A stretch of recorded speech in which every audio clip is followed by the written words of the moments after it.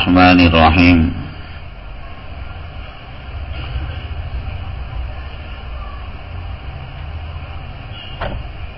پورے عالم کی جو مسلمانوں کی جو تاریخ ہے، 9/11 کے بعد ایک قسم سے ایک نئی سمت مسلمانوں کی تاریخ میں پیدا ہو گئی، اور عالم اسلام اور مسلمانوں کے سامنے ایک نئی جنگ آ گئی دہشت گردی کے نام سے. مسلمانوں پر دہشت گردی کا لیبل پوری قوت کے ساتھ پوری دنیا کی باطل طاقتوں نے استعمال کیا.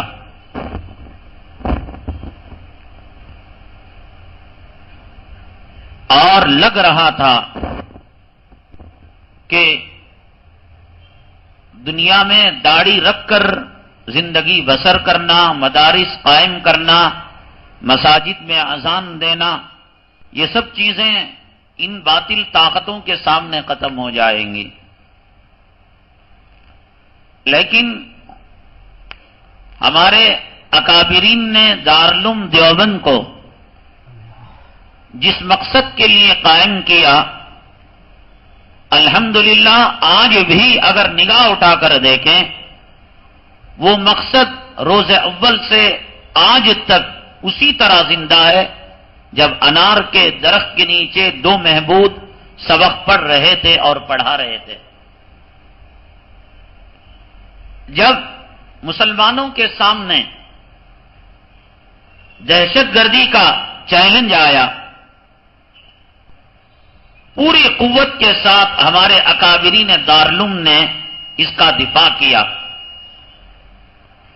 اور دنیا کے چپے چپے میں اسلام کی امن پسندی، اسلام کی اخوت، اسلام کی بھائی چارگی اور اسلامی مساوات، انسانیت اور جناب محمد الرسول اللہ صلی اللہ علیہ وسلم کا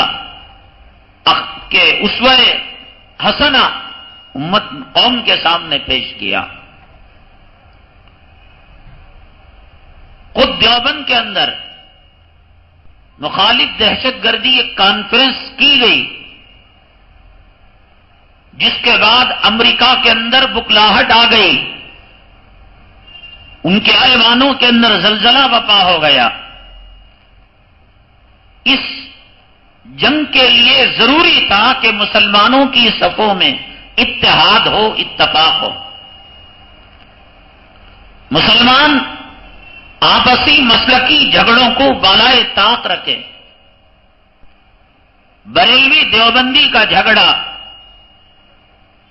سنی تبلیغی کا جھگڑا، یہ تمام جھگڑوں کو بالائے طاق رکھ کر کأنہم بنیاد مرصوص کہ مضبوط دیوار کی طرح ڈٹ کر سیسا پلائی ہوئی دیوار کی طرح اس کو جم کر مقابلہ کرنے کی ضرورت تھی.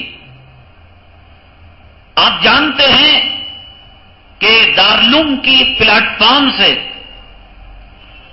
وہ ہندوستان کے اندر کون سا باطل فرقے نے جنم لیا ہو اور اس پلیٹ فارم سے غازی نہ پیدا ہوئے ہوں اور مجاہد نہ پیدا ہوئے ہوں. عیسائیت زوروں پر تھی. اس دارالعلوم نے حضرت مولانا رحمت اللہ کیرانوی رحمت اللہ علیہ کو پیدا کیا. قادیانیت زوروں پر آئی.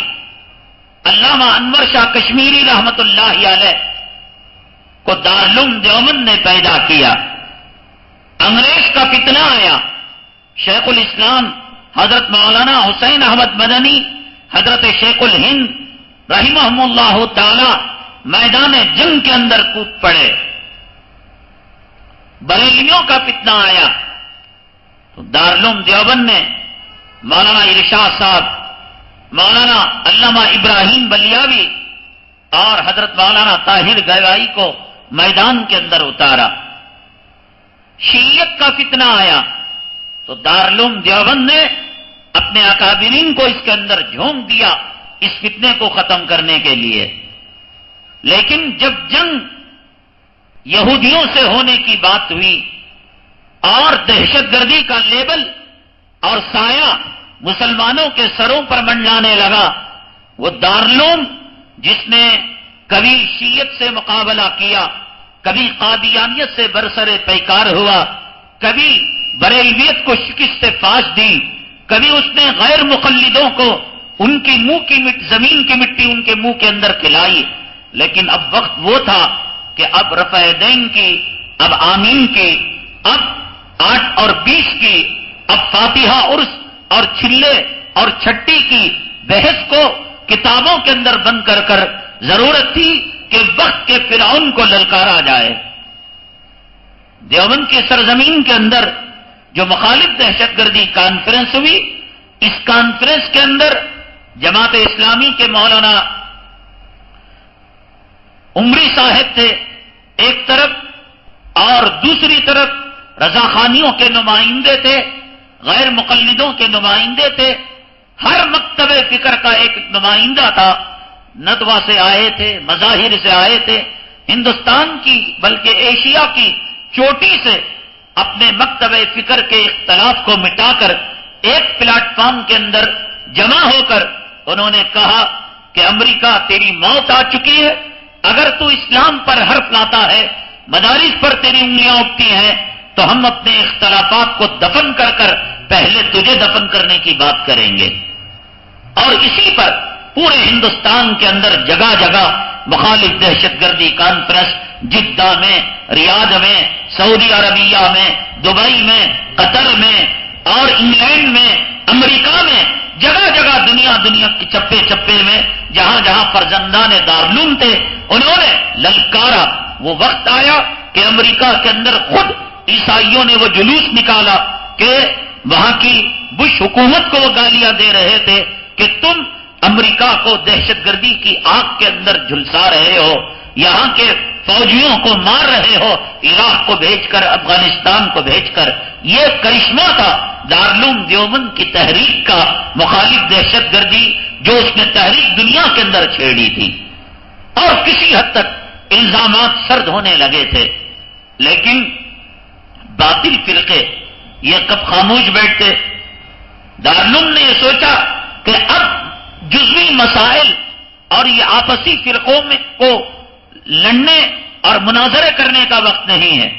اس درمیان کبھی سارے ہندوستان سے یہ بات نہیں آئی کہ دارالعلوم دیوبند کے کسی فرزند نے غیر مقلدوں کے خلاف کوئی بیان دیا ہو، بریلویوں کے خلاف کوئی بیان دیا ہو، اور شیعہ کے بارے میں انہوں نے کچھ کلمات کہے ہوں.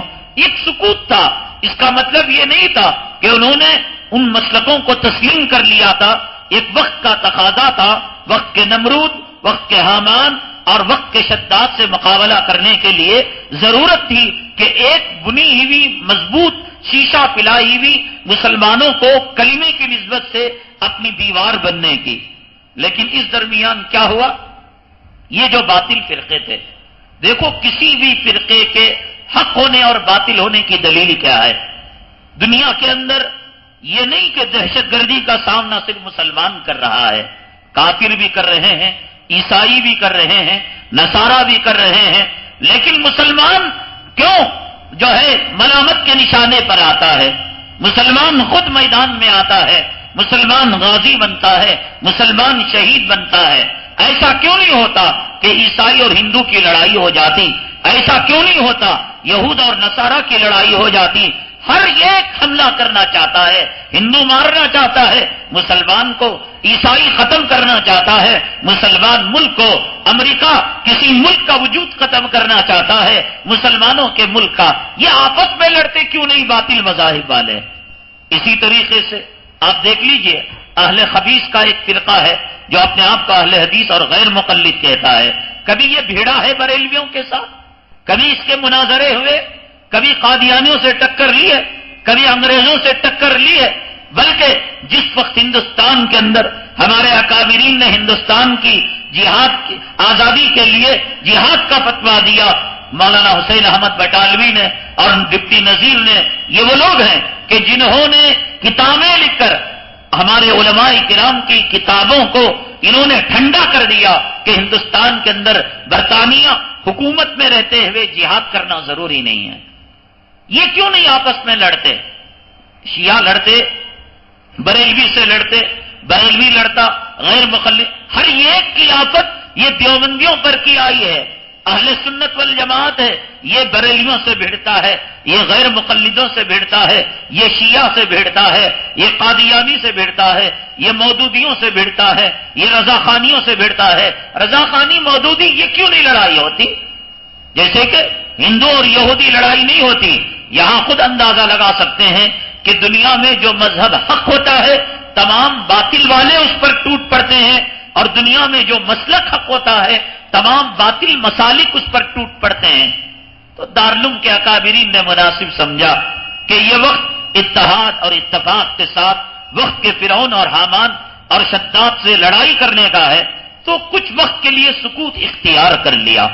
اس درمیان یہ ہوا کہ یہ جو شرارتی انگریز کی نسل اہل قبیس ہیں، ان کی شرارتیں بہت زیادہ ہو گئی.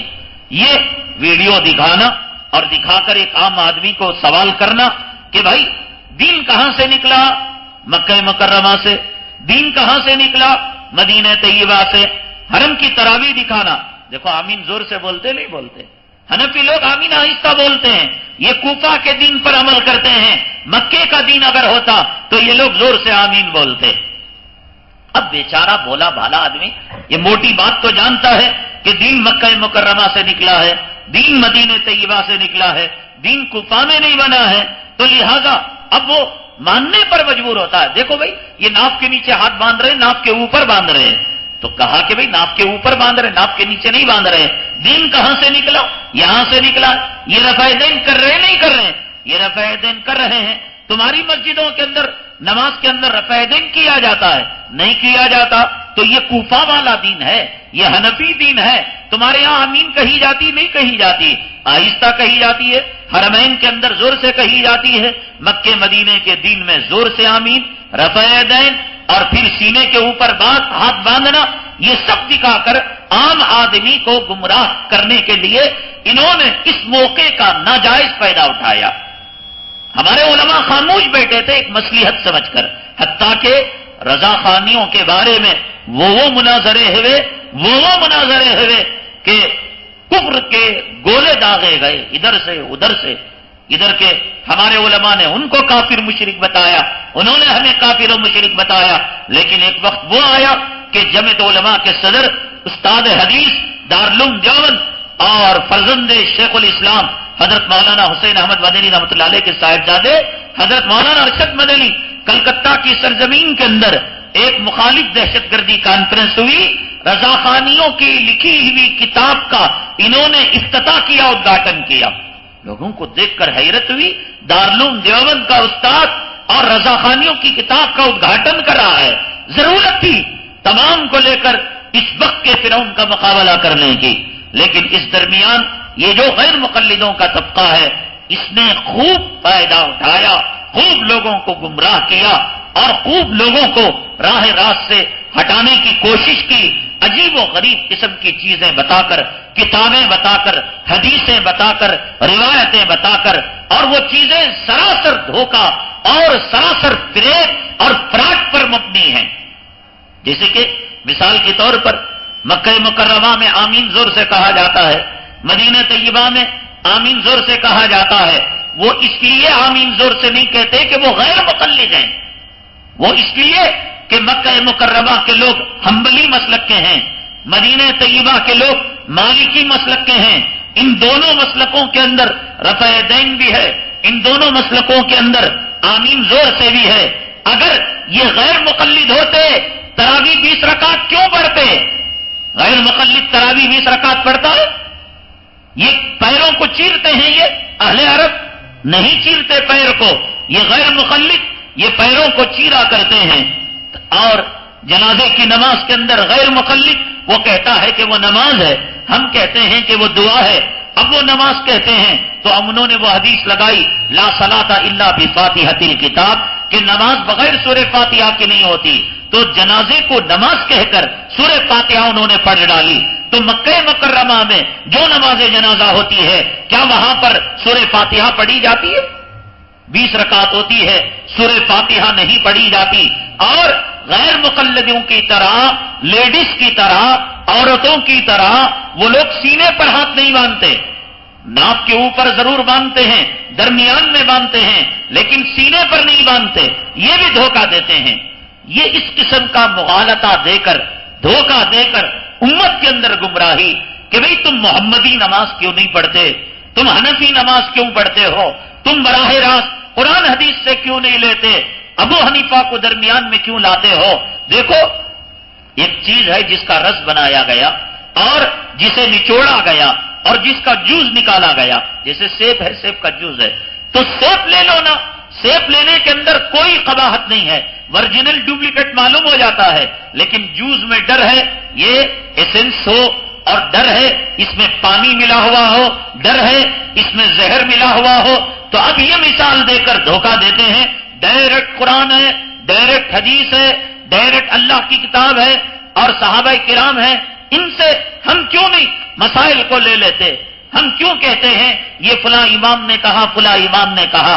اس کا پورا فائدہ اٹھا کر عرب سے لے کر عجم تک، مشرق سے لے کر مغرب تک، شمال سے لے کر جنوب تک، زمین سے لے کر آسمان تک ایڑی چوٹی کا زور لگا رہے ہیں کہ کسی طریقے سے میں نے جو بات کہی کہ سورہ ناس کے اندر اللہ تبارک تعالیٰ نے شیطان کی جو صفت بیان کی، الذی یوسوس فی صدور الناس من الجنۃ والناس، کہ یہ وسوسہ ڈالا کرتے ہیں، بے نمازی کو نماز کی دعوت نہیں دیں گے، یہ ان کا کام نہیں، داڑھی منڈے کو داڑھی کی دعوت نہیں دیں گے، بے پردہ عورت کو پردے کی دعوت نہیں دیں گے، جو جماعت والے بیچارے محنت کر کر پلیٹ فارم پر لا کر نمازی بنا دیتے ہیں، اب وسوسہ ڈالیں گے تم محمدی نماز پڑھو گے، تم حنفی نماز پڑھو گے۔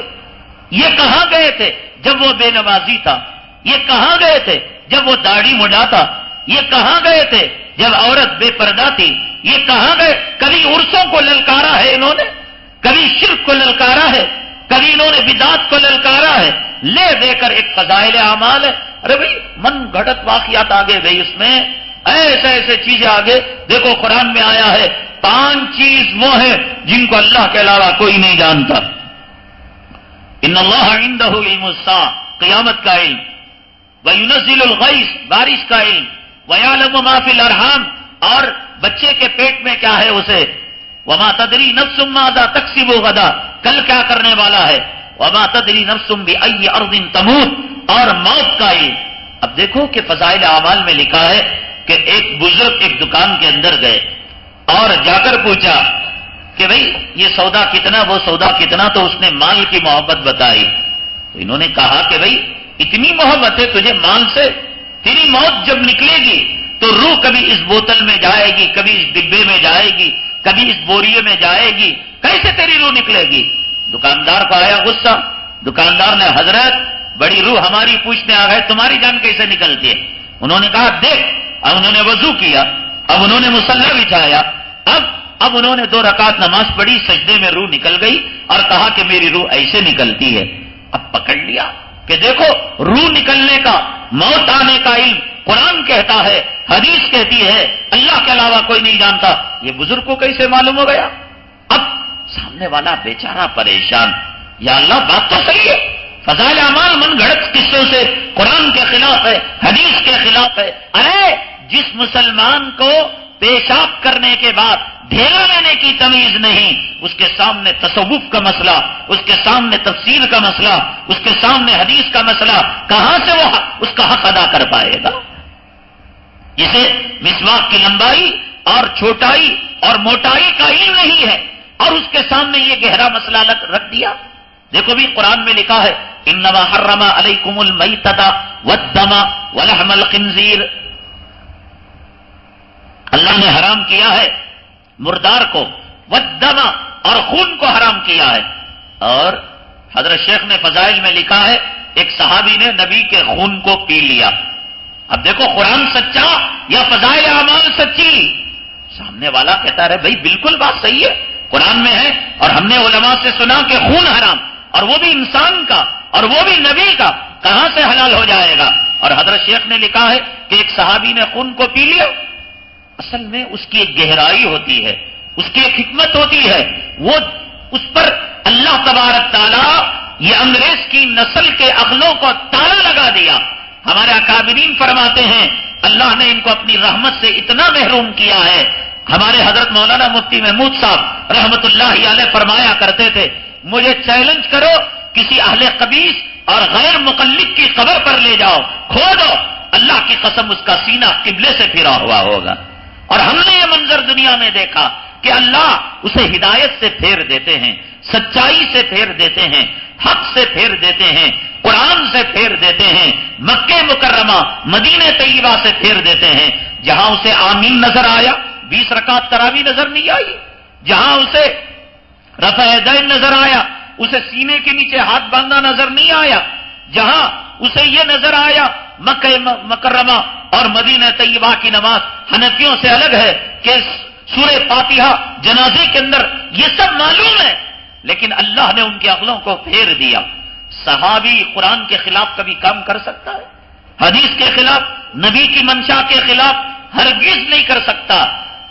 یہ احکامات شریعت میں جو نازل ہوئے دھیرے دھیرے نازل ہوئے، سٹیپ بائی سٹیپ نازل ہوئے، کئی سال 23-20 پر 3 سال کی مدت میں دھیرے دھیرے نازل ہوئے۔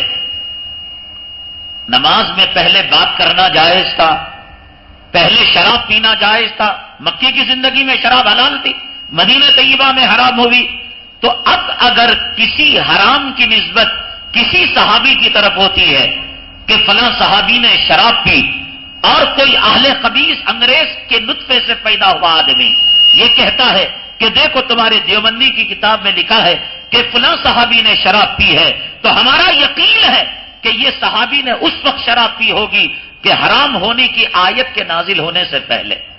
یہ ناممکن ہے، ناممکن ہے، زمین اوپر جائے آسمان نیچے آئے، صحابی آیت کے نازل ہونے کے بعد پھر انہوں نے شراب کو ہاتھ لگایا ہو۔ اسی طریقے سے خون کی جو حرمت نازل ہوئی وہ بعد میں نازل ہوئی، جب تک خون کے بارے میں کوئی حکم نازل نہیں ہوا تھا اس وقت کا یہ واقعہ ہے کہ صحابی نے خون کو پیا ہے۔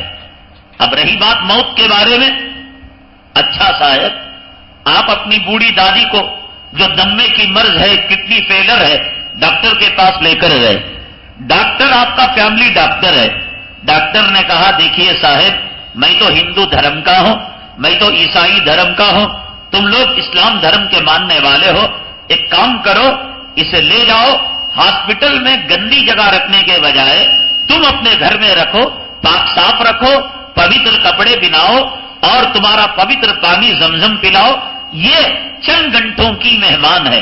اب بولو اسے کہ قرآن میں اللہ بولیا نہیں جانتا کرو، تو کیسا رہ جان لیا؟ موت کے آثار معلوم ہو جاتے ہیں۔ میں ایک پل پر جا رہا ہوں، وہ پل 4 کلومیٹر کا ہے ٹرین کا، میں یہ سوچ کر گیا کہ ٹرین آنے کا وقت نہیں تھا، اتفاقاً ٹرین ادھر سے آنے لگی، میں نے پونا راستہ قطع کر لیا تھا، پونی مسافت طے کر لی تھی، اب ٹرین وہاں سے آئی ہے، میں اگر بھاگ کر واپس جاؤں برج کو ختم کرنے، پونا راستہ آ چکا ہوں 3 کلومیٹر، ٹرین مجھے راؤنڈ ڈالے گی اور نیچے ٹھائیں ٹھائیں مارتا ہوا سمندر کی لہریں، مجھے تیرنا نہیں آتا، میں کہتا ہوں میں مر جا رہا ہوں، میں مر جا رہا ہوں، مجھے بچاؤ، تو اس وقت مجھے کہنا ارے قرآن میں اللہ بولتا ہے کہ 5 چیزوں کا علم اللہ کے علاوہ کوئی، تجھے کیسا رہے معلوم بولے تو یہ کیا ہے؟ اللہ جو جانتا ہے علم غیب کے طور پر جانتا ہے، اور یہاں جو چیزیں پیش آتی ہیں، ڈاکٹر جو کہتا ہے، میں جو کہہ رہا ہوں کہ میں مر رہا ہوں اس لیے کہ سامنے جاؤں تو ٹرین، نیچے کودوں تو سمندر، پار کر کر 3 کلومیٹر بھاگ نہیں سکتا، اب موت کو دیکھ کر میں موت کہہ رہا ہوں، تو یہ قرآن کی آیت سے ٹکراؤ نہیں ہے۔ اچھا خاصا کھاتا پیتا میں اگر موت کے بارے میں کہوں تب تو اب یہ کیا کرتے ہیں؟ اب وہ جو بزرگ تھے اللہ والے تھے ان کے موت کے آثار شروع ہو چکے تھے، سکرات کے حالت میں تھے، اور پھر وہ وہاں پر جا کر انہوں نے یہ معاملہ کیا۔ اب قرآن لے کر یہ جو انگریز کیا آیا تھا ہندوستان کے اندر، جب ہمارے اکابرین نے جنگ آزادی کا بگل بجایا تو تو انگریز نے ایک طرف غلام محمد قادیانی کو کھڑا کیا اور دوسری طرف یہ مولوی نذیر کو اور حسین احمد بٹالوی کو کھڑا کیا کہ مسلمانوں کے اندر نت نئے مسائل میں اختلاف ڈالو، تم ان کے اندر جو ہے اختلاف پیدا کرو، جھگڑا پیدا کرو، اور اس کا ایک قانون تھا کہ جھگڑا کرو اور پھر حکومت کیا کرو، جھگڑیں گے کوئی تو جھگڑنے کی وجہ سے طاقت ٹوٹ جائے گی۔ اب دیکھیے مصافحے کی بات ہے، مصافحہ فرض کیجئے ایک ہاتھ سے کرنا بھی صحیح ہے، یہ ہرگز نہیں۔ اہل خبیث کو کہیے کہ ایک حدیث ایک باب، جیسے کہ حدیث کی کتابوں میں ہے مسواک کرنے کا باب، حدیث کی کتابوں میں ہے وضو کرنے میں ہاتھ دھونے کا باب، وضو میں چہرہ دھونے کا باب، روزہ رکھنے کا باب، حج کرنے کا باب، زکوٰۃ کا باب، تو ایسا ایک باب لائیے، ٹاپک، عنوان، ہیڈنگ، کہ جس کے اندر ہو کہ ایک ہاتھ سے مصافحہ کرنے کی بات۔ وہ کیا کرتے ہیں، ہاتھ میں ہاتھ ڈال کر گیا تو دیکھا ہاتھ میں ہاتھ ڈالا تو کہا کہ نیچے نوٹ لگا دیا، ایک ایک ہاتھ سے ملے، یہ مصافحہ ہو گیا۔ یہ بخاری شریف میں امام بخاری رحمت اللہ علیہ کسی حدیث پر سرخی لگاتے ہیں، ہیڈنگ لگاتے ہیں اور اس کا عنوان اور ٹاپک لکھتے ہیں، اس حدیث کا وہ ماحصل ہوتا ہے۔ امام بخاری رحمت اللہ علیہ نے باب باندھا، دو ہاتھ سے مصافحے کا باب، یہ بخاری شریف میں ہے، دو ہاتھ سے مصافحے کا باب۔ جیسا امام بخاری نے باب باندھا، دو ہاتھ سے مصافحے کا باب، کوئی مے کا لال اگر انگریز کے نطفے سے نہ پیدا ہوا ہو تو وہ ایک ہاتھ سے مصافحے کا باب لا کر دکھا، نہیں لا سکتے۔ اب اس میں حضرت عبداللہ ابن مسعود رضی اللہ تعالیٰ عنہ کی روایت لائی، فرمایا سرکار دو عالم صلی اللہ علیہ وسلم کے دونوں ہاتھوں کے درمیان میرا ہاتھ تھا اور آپ نے مجھے تشہد کو سکھایا۔ اب بتائیے آقا دو ہاتھ دو اور حضرت عبداللہ انگریز کی طرح ایک ہاتھ دیں؟ بھئی مسلمان دو ہاتھ سے مصافحہ کرتا ہے، انگریز سیلوٹ مارتا ہے اور ایک ہاتھ سے شیک ہینڈ کرتا ہے، تو یہ شیک ہینڈ کرنا ملکہ وکٹوریہ سے پہلے نبی تک کسی زمانے میں نہیں تھا۔ یہ شیک ہینڈ کرنا، ایک ہاتھ سے ملنا ملکہ وکٹوریہ کے بعد، انگریزوں کے ہندوستان میں آنے کے بعد اسی وقت سے اس کی ایجاد ہوئی ہے۔ عربی کا ایک قانون ہے، کیا قانون ہے؟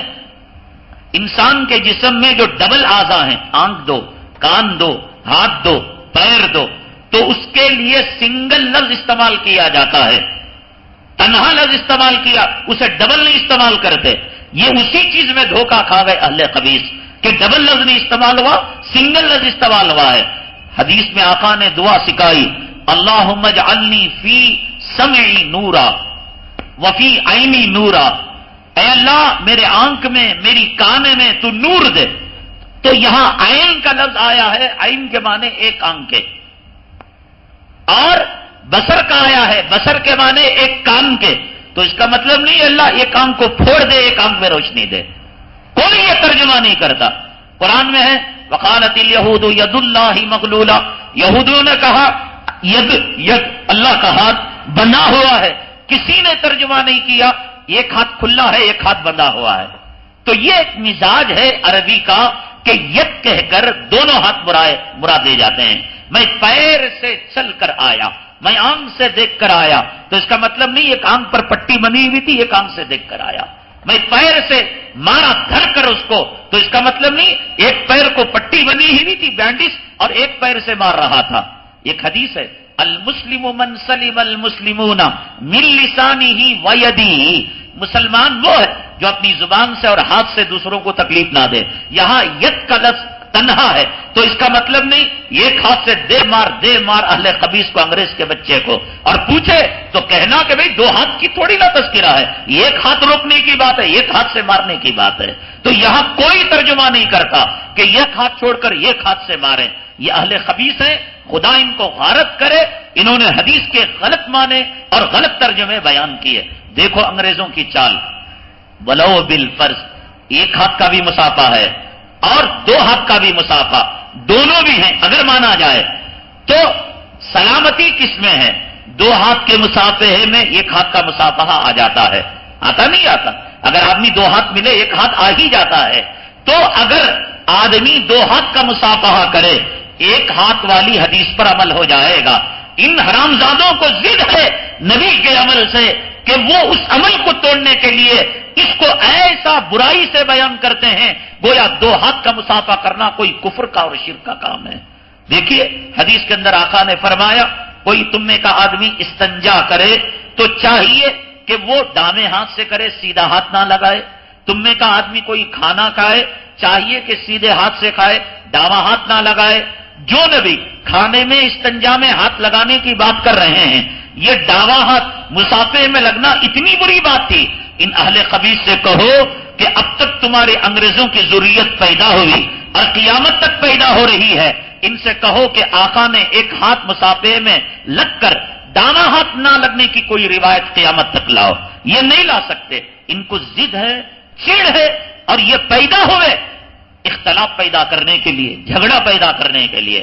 فرض کرو کہ تراویح کی 8 رکعت 20 رکعت کا جھگڑا ہے، دونوں روایتوں کو مانا جائے، حالانکہ 8 رکعت کی تراویح ہے ہی نہیں، صرف 20 رکعت ہے۔ حرمین میں 20 رکعت، عمر فاروق کے دور میں، حضرت عثمان غنی کے دور میں، تابعین کے دور میں، آج تک مکہ مکرمہ مدینہ طیبہ میں حضرت عمر فاروق رضی اللہ تعالیٰ عنہ کے سال سے لے کر پیچھے ایک سال بھی 8 رکعت تراویح نہیں، ولو بالفرض مان لو یہ 8 یہ 20 کا جھگڑا ہے، تو اگر ایک آدمی کہہ رہا ہے کہ تمہیں بامبے جانے کے لیے ٹرین کے اندر 1000 روپے ٹکٹ، ایک آدمی کہہ رہا نہیں صاحب میں 800 میں لیا تھا، احتیاط کس میں ہے؟ 1000 روپے لے جانے میں ہے، 800 روپے لے جانے میں ہے؟ 1000 روپے لے جانے میں ہے، 1000 روپے لے گئے، 800 کی ٹکٹ بن گئی، 200 روپے پھر بھی نفع میں، 800 لے کر گئے، 1000 روپے کی ٹکٹ تھی، تھکا لے کر چپل کھا کر واپس آنا پڑتا ہے۔ اگر 20 رکعت تراویح اور 8 رکعت تراویح کا جھگڑا ہے، 20 رکعت تراویح پڑھنے میں 8 رکعت تراویح آ جاتی ہے، اور اللہ کے یہاں ولو بالفرض اگر 8 رکعت تراویح بھی ہے تو ہم کہہ لیں گے مولا یہ ہمارے علماء نے بڑوں نے کہا ہم نے پڑھ لیا تو اس کو نفل بنا دے، اللہ نفل بنا دیں گے۔ لیکن اگر ہو 20 رکعت اور کوئی انگریز کا بچہ 8 رکعت پڑھے تو پھر 12 رکعت کا جواب وہ قیامت میں دیتا رہ جائے گا اور ساری امت جنت کے اندر چلی جائے گی۔ تو یہ وہ طبقہ ہے کہ ہر اعتبار سے، حدیث کے اعتبار سے، فقہ کے اعتبار سے اور تفسیر کے اعتبار سے بالکل پچھڑا ہوا طبقہ ہے، اور یہ جو مخالف دہشت گردی کانفرنسوں کی جو لہر ہمارے علماء نے پورے عالم کے اندر پھیلائی، اور انہوں نے کہا اللہ کی قسم میں منبر رسول پر بیٹھ کر کہہ رہا ہوں، میرے پاس کئی جگہ سے تقاضے آتے، حضرت بریلوی لوگ بہت ستاتے ہیں، حضرت غیر مقلد ستاتے ہیں، آئیے آپ ان کے بارے میں کچھ کہیے۔ اللہ گواہ ہے میں کہتا ہوں کہ بھئی یہ وقت جو ہے آپسی اختلافات کا نہیں ہے، آپسی جھگڑوں کا نہیں ہے۔ مشکل سے ماضی قریب کے اندر شیموگا کا ایک بیان ملے گا کہ جو ہم نے غیر مقلدوں کے بارے میں کہا، لیکن زبان پر لگام لگا کر پیار کے ساتھ، محبت کے ساتھ، اس لیے کہ ہمارے سامنے بڑا چیلنج ہے، ہمارے سامنے بڑا دشمن ہے، لیکن اس کا مطلب یہ نہیں کہ ہم تم سے غافل ہیں کہ تم گلی گلی چپے میں جھگڑا کرتے پھرو، اختلافات کرتے پھرو اور چیلنج دیتے پھرو۔ مثال کے طور پر ایک جو ہے اشتہار انہوں نے چھاپا ہے اور لکھا ہے حوالہ غلط ہوگا تو 5 لاکھ کا نقد انعام دیا جائے گا۔ کیا مسئلہ ہے کہ آدمی نماز پڑھتا ہے، میں نماز پڑھ رہا ہوں، قرآن شریف کو کھولا، دیکھا، بند کیا اور رکھ دیا تو نماز فاسد ہو جائے گی، اور اگر نماز پڑھتے ہوئے خدا نہ کرے کسی عورت کی شرمگاہ پر نگاہ پڑ گئی تو فقہ کی کتاب میں لکھا ہے کہ نماز نہیں ٹوٹے گی۔ اب واویلا مچایا انگریز کے بچے نے، دیکھو جی قرآن اٹھائے تو نماز ٹوٹ جاتی ہے، شرمگاہ دیکھے تو نہیں ٹوٹتی ہے۔ یہاں دیکھ لو کتنے گندے لوگ ہیں، یہ محمدی مسلک نہیں، یہ حنفی مسلک کے لوگ ہیں۔ دیکھو دونوں میں فرق ہے، دونوں میں فرق ہے۔ ہم جو نماز ٹوٹنے کی بات کہتے ہیں وہ قرآن پڑھنے سے نہیں ہے، قرآن تو تراویح میں بھی پڑھا جا رہا ہے، کوئی حنفی نہیں کہتا کہ نماز ٹوٹتی۔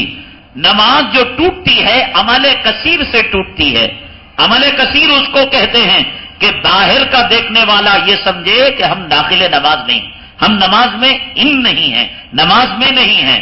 اب میں قرآن اٹھایا، سورہ مریم کھولیا، سورہ طٰہٰ کھولیا، امام صاحب پڑھ رہی، دیکھ کو فالو کریا، تو دیکھنے والا کیا سمجھتا ہے انہیں نماز میں نہیں ہے، عمل کثیر ہوا، لیکن نماز کے اندر غلط جگہ نگاہ پڑی. میں کہتا ہوں شرابی زانی نماز میں نگاہ پڑی، استغفر اللہ، آنکھ پر کانٹے آ جاتے ہیں، جھریاں آ جاتے ہیں. تو اس لیے فقہا نے کہا اس عمل سے نماز نہیں ٹوٹے گی، لیکن یہ کام کرنے سے نماز ٹوٹے گی. اب اس کا حلیہ بگاڑ کر، اس کا جو ہے لباس اتار کر غلط طریقے سے قوم کے سامنے قرآن پڑھے تو حنفیاں کیا نماز ٹوٹ جاتی ہے، شرمگاہ دے گی تو نماز نہیں ٹوٹتی، ایسا کہہ کر جگہ جگہ یہ لوگ فتنے میں مبتلا کر رہے ہیں. میں اللہ کی قسم کھا کر کہتا ہوں کہ یہ فتنہ انگریز کی آمد کے بعد سے شروع ہوا ہے، اور جگہ جگہ اس انگریز کے حرامی نطفے اور حرامی ذریت جگہ جگہ فتنے بپا کر رہے ہیں.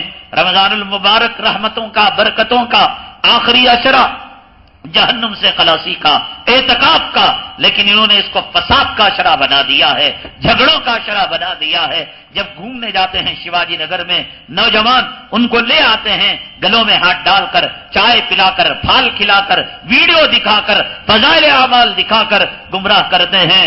حق ہے فضائل اعمال، حق ہے مسلک حنفی، اور حق ہے وہ نماز جو نماز ہم برسوں سے پڑھتے آ رہے ہیں. اسی سے ملتے جلتے سوالات ہیں، آپ ذرا سوال اور جواب ملاحظہ فرمائیں.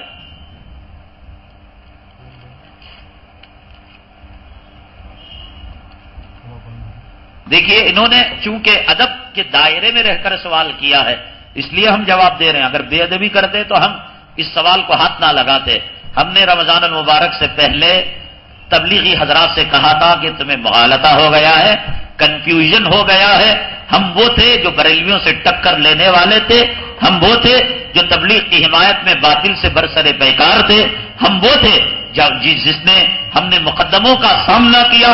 تبلیغ کی حمایت کے اندر عزت کے ساتھ شرافت کے سوالات کرو، علم کے دائرے میں رہ کر ادب کے بدقسمتی سے ایک تبلیغی بھی کون تو بھی ادب کا سوال کرا رہا تو بے شمار سوالات آئے حرامی پنے کے، اس بات کے ثبوت کے کہ وہ نسل حرامی ہے. بالکل عالم کی گستاخی کے ساتھ، بے ادبی کے ساتھ ہم نے اسے ہاتھ نہیں لگایا. کیوں ہم گندگی پر پتھر مارے اور اس گندگی کے چھینٹے اور آنے والے بزرگان دین پر اڑائیں؟ ہم نے اسے ہاتھ نہیں لگایا. یہ مطلب نہیں کہ ہم اس کا جواب نہیں دے سکتے. رمضان المبارک کی مقدس اور باعظمت اور باصفا مجلسوں کو ہم تمہارے سوالوں سے گندا کرنا نہیں چاہتے تھے. اب بھی وقت ہے، اگر انسانیت کے دائرے میں رہ کر تم علمی سوال کرو، انشاءاللہ ایک باپ کے اولاد ہوں اور دارالعلوم کے فرزند ہیں اور شیخ الاسلام اور قاسم نانوتوی کے ہم پوتے ہیں، تو ہم بھی ثابت کریں گے انشاءاللہ. چونکہ یہ سوال علمی دائرے میں کیا گیا ہے، ادب کو ملحوظ کر کے کیا گیا ہے، اس لیے آپ سوال دیکھیے اور جواب دیکھیے. میرے ایک دوست اہل حدیث ہیں، میں نے ان سے ذکر کیا کہ آپ لوگوں کا وجود آزادی کے بعد سے ہوا ہے، اس سے پہلے کہاں تھا؟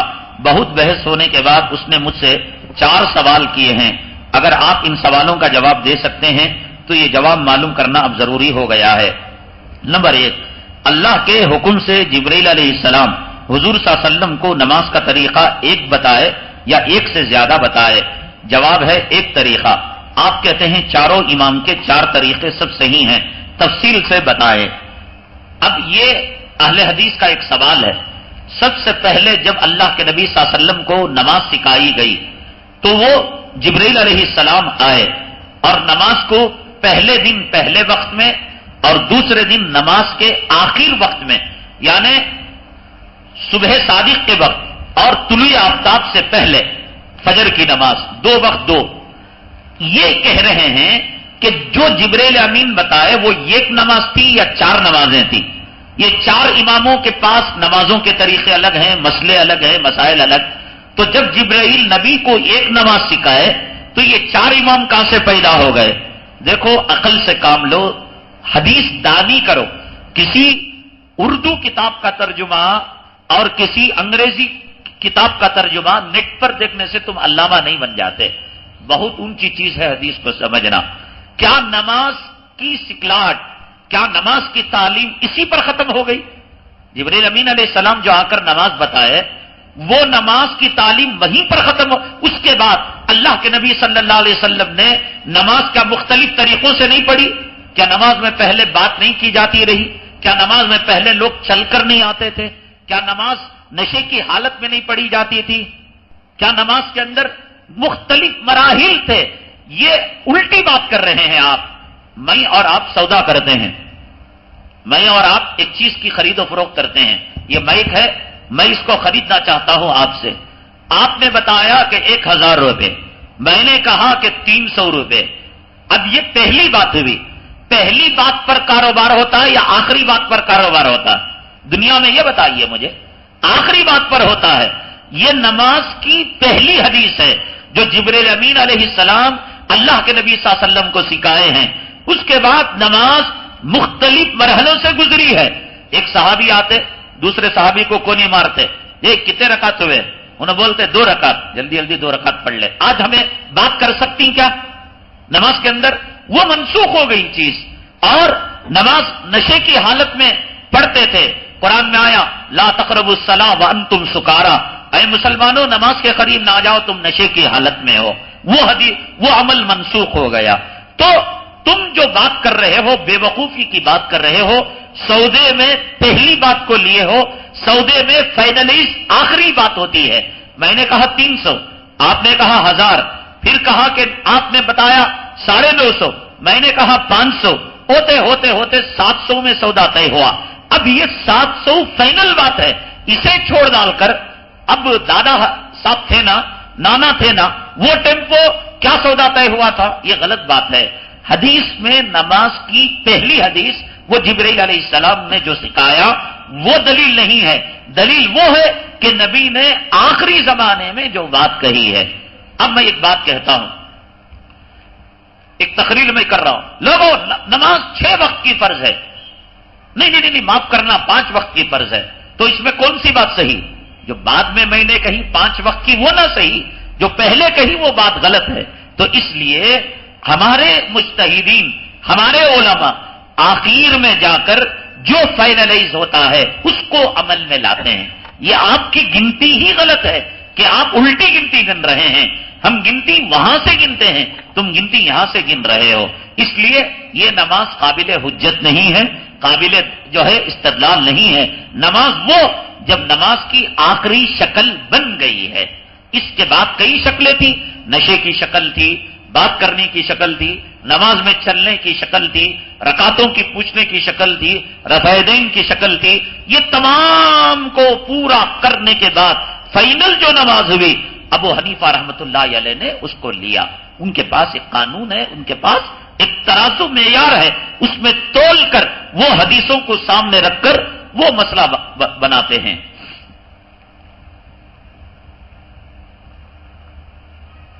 اب کیا لکھتے ہیں؟ دوسرا سوال. حضور صلی اللہ علیہ وسلم کے وفات کے 400 سالوں کے بعد ان 4 اماموں کا وجود ہوا. ان 400 سالوں میں جو بھی اسلام قبول کیا تھا کیا وہ مسلمان نہیں ہوا تھا؟ تفصیل سے بتائیے.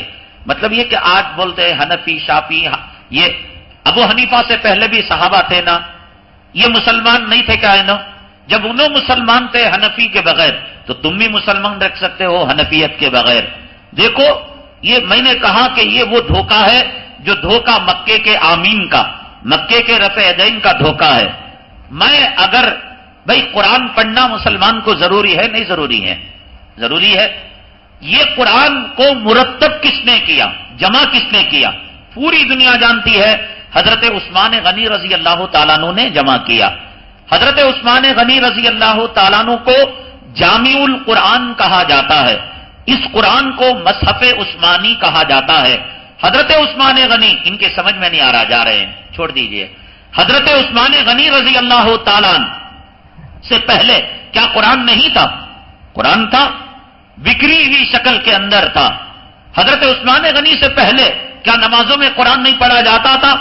اب اگر کوئی آدمی قرآن پڑھے، دیکھو جی جبرائیل جو قرآن لا کو حضور کو دیے وہ پڑھتی کی حضرت عثمان کا قرآن پڑھتی. اب جبرائیل جو قرآن حضور کو دیے صلی اللہ علیہ وسلم، اس قرآن کو پانے کے لیے حضرت عثمان غنی کے جمع کردہ قرآن کے علاوہ پوری دنیا میں اللہ کی قسم کوئی راستہ نہیں ہے. کوئی راستہ اس قرآن کے علاوہ اور کوئی قرآن لا کر بتاؤ. اب جو ہم قرآن پڑھ رہے ہیں، کوئی اہل خبیث، کوئی اہل قرآن یہ کہے کہ جبرائیل خالص قرآن نبی کو جو دیے وہ پڑھو، حضرت عثمان دینا وہ کہیں کو پڑھتی؟ تو ہمیں کیا جواب دیتی؟ حضرت عثمان غنی باپ کے گھر سے قرآن لائی نہیں، حضرت عثمان غنی رضی اللہ تعالیٰ عنہ قرآن جو بکھرا ہوا تھا اسی قرآن کو جمع کر کر امت کے سامنے دیا۔ وہ قرآن وہی ہے جو اللہ نے جبرائیل کو دیا، جبرائیل نے آقا کو دیا، آقا نے صحابہ کو دیا۔ فرق یہ تھا وہ پھیلا ہوا تھا، اس کو انہوں نے جمع کر دیا۔ اور قرآن کتنے حرفوں میں نازل کیا گیا؟ 7 قراتوں میں۔ آج ظہر میں یہاں قرات ہوئی مالک یوم الدین، ملک یوم الدین۔ اب جو قرآن مکے میں، مدینے میں، 4 مینار میں، 10 مینار میں، 1 مینار میں، کیرلا میں، آندھرا میں جو پڑھا جا رہا ہے وہ قاری عاصم کوفی رحمت اللہ علیہ کی قرات۔ 7 امام ہیں قراتوں کے، 7 قراتوں کے 7 امام۔ اب اگر پڑھے کوئی کہے دیکھو جی حضور جیسا قرآن پڑھے ویسا پڑھنا، یہ تو میں کہیں کو عاصم کوفی کی قرات پڑھ رہی، یہ جو آج ہم قرات پڑھ رہی نا تراویح میں نماز میں، یہ قاری عاصم کوفی رحمت اللہ علیہ کی قرات ہے یہ۔ تو اب ہم یہ کہیں گے کہ دنیا میں نبی کی قرات تک پہنچنے کے لیے قاری عاصم کوفی کے علاوہ کوئی راستہ ہی نہیں ہے تو بتاؤ؟ یہ 7 قاریوں میں اللہ نے ان کو شہرت دی، یہ 7 دروازے ہیں، ان کے علاوہ اور کوئی راستہ نہیں ہم براہ راست نبی کی قرات کو اخذ کر سکیں۔ یہاں کوئی نہیں کہتا کہ تم نبی کے قرآن کے مقابلے میں قاری عاصم کی قرات کو لائے ہو، تم نبی کی تلاوت کے مقابلے میں، مذہب کے مقابلے میں حضرت عثمان کی قرآن کو کوئی کہتا ہے؟ راستہ نہیں جانے کا، آگے بڑھو۔ اللہ کے نبی نے فرمایا تمہیں میری حدیثوں پر عمل کرنا پڑے گا۔ اب اگر کوئی کہے کہ ہم حدیث لے رہے ہیں کہاں سے؟ بخاری سے۔ کہاں سے لے رہے ہیں؟ ترمذی سے، ابو داؤد سے، صحاح ستہ سے لے رہے ہیں۔ اب اگر کوئی کہے ان محدثوں سے پہلے حدیث تھی نہیں تھی، ارے بھائی یہ محدثوں سے کیوں لیتے ہو؟ ان کی تقلید کیوں کرتے ہو؟ تم نبی کی حدیث لو نا، تم ابو ہریرہ کے پاس جا کر بیٹھو، تمہارا باپ جائے گا؟ نبی کی حدیث لینے کے لیے بخاری کا دروازہ ضروری ہے، نبی کی حدیث لینے کے لیے ترمذی کا دروازہ ضروری ہے، نبی کی حدیث لینے کے لیے ابو داؤد کا دروازہ ضروری ہے۔ ان کے بغیر نبی کی حدیث تک رسائی نہیں ہو سکتی۔ جب حدیث میں ہم نے محدثوں پر بھروسہ کیا، تفسیر میں ہم نے مفسروں پر بھروسہ کیا، مصحفوں میں کتابوں میں ہم نے حضرت عثمان پر بھروسہ کیا، قراتوں میں ہم نے امام عاصم کوفی پر بھروسہ کیا۔ مسائل بکھرے ہوئے تھے، مسائل میں اختلاف تھا۔ امام ابو حنیفہ تمہاری قبر پر اللہ کروڑوں رحمت نازل فرمائے کہ تم نے جیسے قرآن بکھرے ہوئے کو حضرت عثمان نے جمع کر دیا، بکھری ہوئی حدیثوں کو امام بخاری نے جمع کر دیا، بکھری ہوئی قرات کو امام عاصم کوفی نے جمع کر دیا، ابو حنیفہ تم نے بکھرے ہوئے مسائل کو جمع کر دیا۔ اب اگر نبی کی تشریح تک پہنچنا ہے، ابو حنیفہ، امام مالک، امام شافعی، امام احمد، یہ 4 دروازوں کے علاوہ اگر کوئی دروازہ ہوگا وہ فتنے اور انگریز کا دروازہ ہوگا۔ جیسے حدیث صحاح ستہ کے علاوہ، حدیث کی کتاب کے علاوہ نہیں جا سکتا، مذہب حضرت عثمان کے علاوہ نہیں جا سکتا۔ اب کوئی کہے گا اللہ کے قرآن کو چھوڑ کر عثمان کے قرآن کو پڑھ رہے ہیں، کوئی بولتا؟ کوئی بولے گا کہ نبی کی قرات کو چھوڑ کر امام عاصم کوفی کی قرات کو پڑھ رہے؟ کوئی بولے گا نبی کی روایت کو چھوڑ کر بخاری کی روایت کو پڑھ رہے؟ جیسے وہ بولنا غلط ہے ایسے یہ بھی بولنا غلط ہے کہ نبی کے مسائل کو چھوڑ کر ابو حنیفہ کے مسئلے کو لے رہے ہیں۔ اب یہ کہتے ہیں کہ انہوں نے اجتہاد کیا، انہوں نے قیاس کیا، 4 امام میں 4 تفریقے کیسے آ گئے؟ ایک حلال بولتا ہے، ایک حرام بولتا ہے۔ دیکھو 5 نمازوں کے بارے میں 4 امام میں اختلاف ہے، سب بولتے ہیں 5 نماز، داڑھی کے بارے میں نہیں، پردے کے بارے میں نہیں۔ جو مسائل منصوص ہیں قرآن و حدیث میں جن کا واضح تذکرہ ہے، یہ حلال، یہ حرام، یہ 5 نمازیں، یہ ظہر کی 4 رکعت، یہ مغرب کی 3 رکعت، یہ منصوص ہیں، اس میں کسی کا اختلاف نہیں ہے۔ جو چیزیں نبی کے زمانے میں نہیں تھی، منصوص نہیں تھی، جیسے خون کا چڑھانا، خون کا چڑھانا نبی کے زمانے میں نہیں تھا، گلوکوز کے ذریعے سے، انجیکشن کے ذریعے سے خون چڑھایا جا رہا ہو۔ اب مسئلہ آیا کہ مسلمان خون چڑھا سکتا ہے نہیں چڑھا سکتا، اب کیا ہے؟ اجتہاد کیا جائے گا۔ اجتہاد کسی ترجمے کی کتاب کو پڑھ کر نہیں، کسی انگریز کی نقل کر کر نہیں، اجتہاد وہ کرے گا والراسخون فی العلم، جو علم کے اندر مہارت رکھتا ہے، قرآن کو گہرائی سے جانتا ہے، نبی کے سنتوں کا شیدائی ہے، حدیث کا دیوانہ ہے، آخرت کا خوف ہے، یہ اجتہاد کرے گا۔ اللہ حضرت معاذ ابن جبل رضی اللہ تعالیٰ عنہ کو یمن کا گورنر بنا کر جب بھیجا جا رہا تھا، اللہ کے نبی صلی اللہ علیہ وسلم نے پوچھا، اے معاذ بما تقضی انت، تم کس چیز سے فیصلہ کرو گے قوم کا؟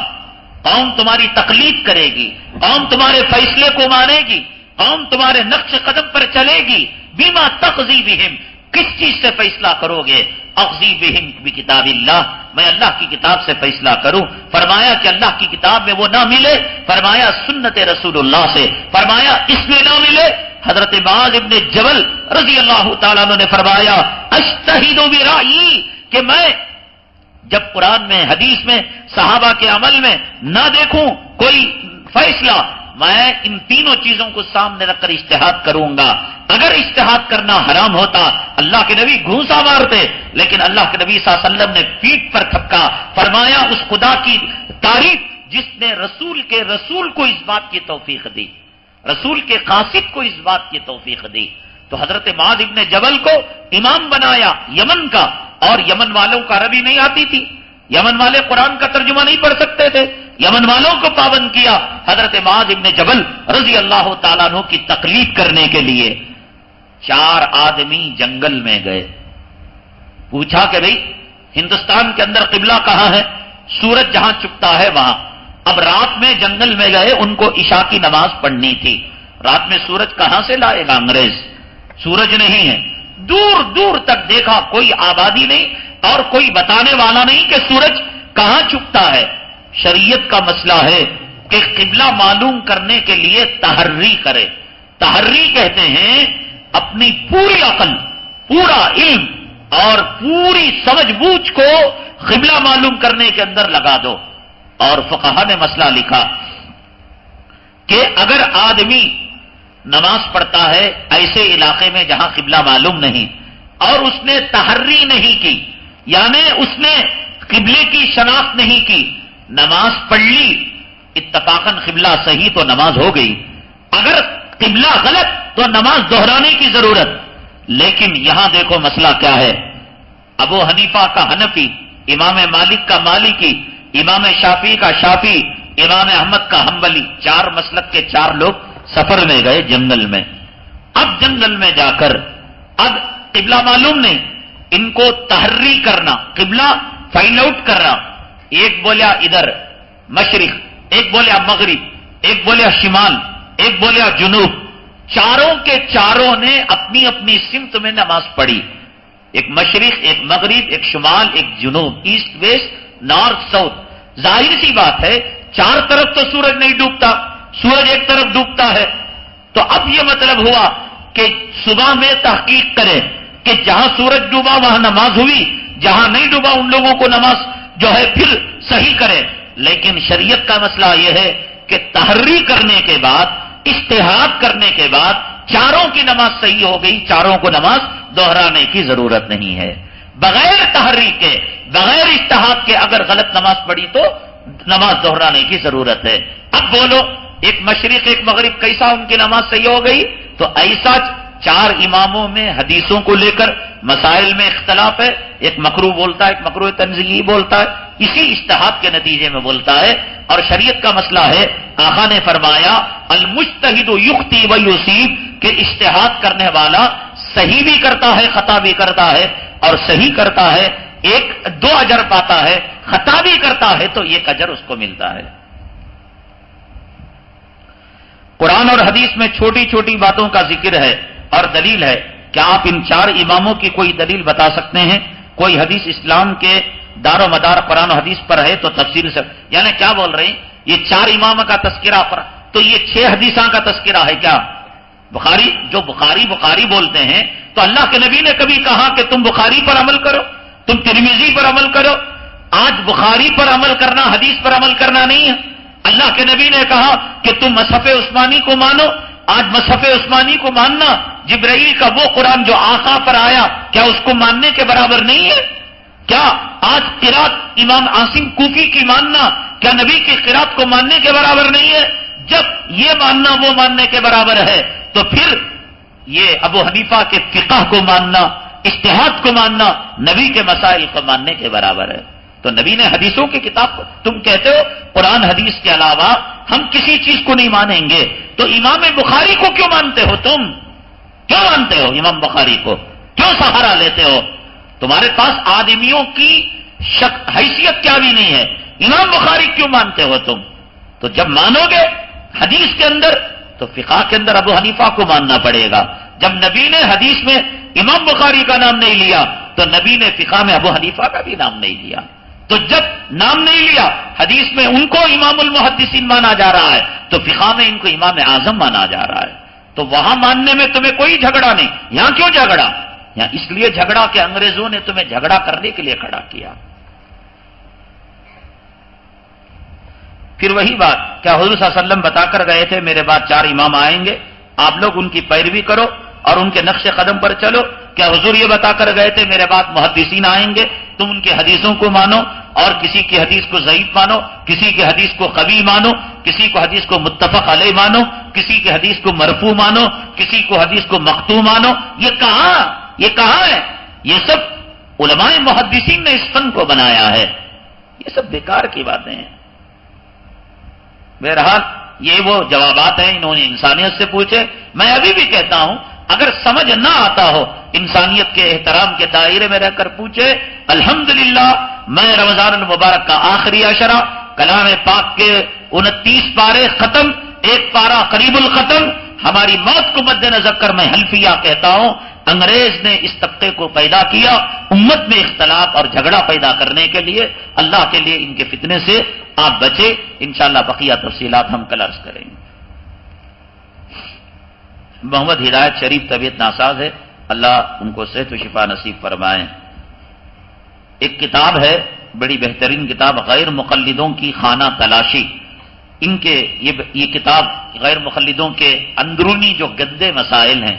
اب انہوں نے کہا کہ نماز میں ہمارا حنفی شرمگاہ دیکھے نماز نہیں ٹوٹتی، وہ گندا مسئلہ بولتے ہیں، لیکن ان کے کتنے گندے مسئلے ہیں اس کتاب کے اندر ہیں، اس کو آپ لے جائیں۔ جاویدہ خانم کی طبیعت ناساز ہے، اللہ تعالیٰ انہیں صحت و شفا نصیب فرمائے۔ سید سمیر صاحب گرو پن پالے کے رہنے والے، اس مسجد کے بڑے قدیم مصلی ہیں، 2.5 سال سے بلا وجہ جیل کی صحبتیں برداشت کر رہے، اہل خانہ بڑے پریشان ہیں اور چھوٹے چھوٹے ننھے منھے بچے تڑپ رہے ہیں، بلک رہے ہیں۔ خاص طور سے جو معتکفین حضرات ہیں ان سے مؤدبانہ درخواست، سید سمیر نام لے کر دعا کریں۔ کل جو ہے بحث و مباحثہ ہونے والا ہے عدالت کے اندر، اللہ کرے ان کو ضمانت مل جائے، اللہ انہیں رہائی نصیب فرمائے، اللہ ان کے اولاد کو ان کے باپ کا سایہ نصیب فرمائے اور اللہ ان کی بیوی کے سہاگ کو واپس فرمائے۔ ممتاز بیگم صاحبہ کینسر میں کے مرض میں مبتلا ہیں، اللہ انہیں صحت و شفا نصیب فرمائے۔ اور ایک صاحب ہیں مرحوم بشیر احمد، کیا ہے وہ مرحوم، اللہ ان کی مغفرت فرمائے۔ اسجد نواز، اللہ تبارک تعالیٰ انہیں صحت و شفا نصیب فرمائے۔ الحمدللہ رب العالمین والصلاة والسلام علی سید المرسلین وعلی آلہ وصحبہ اجمعین۔ اللہم انک عفو کریم تحب العفو فاعف عنا۔ سبحان ربک رب العزة عما یصفون وسلام علی المرسلین والحمدللہ رب العالمین۔